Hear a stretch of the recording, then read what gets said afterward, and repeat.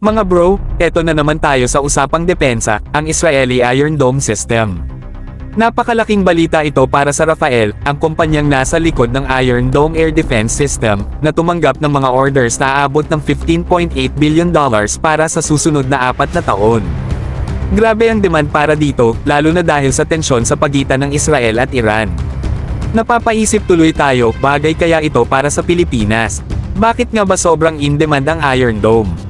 Simple lang, mga bro. Sa bawat atake mula Gaza hanggang Lebanon, ang Iron Dome ang sumasalo ng trabaho.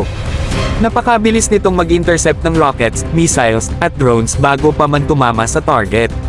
Kaya nga, kahit sunod-sunod ang hamon, tuloy-tuloy ang pagtaas ng kita ng Rafael, hindi lang dahil sa kanilang teknolohiya, kundi dahil din sa improvement sa kanilang operations, sabi nga ng kanilang CEO na si Yoav Turchman. So paano kung dalhin natin ang Iron Dome sa Pilipinas? Sa dami ng hamon sa ating airspace at maritime zones, isang ganitong air defense system ang siguradong malaking tulong.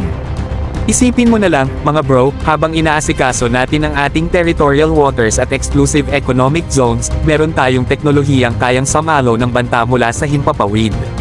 Para bang may automatic na guardian angel na handang tumulong. Pero mahal ba ito?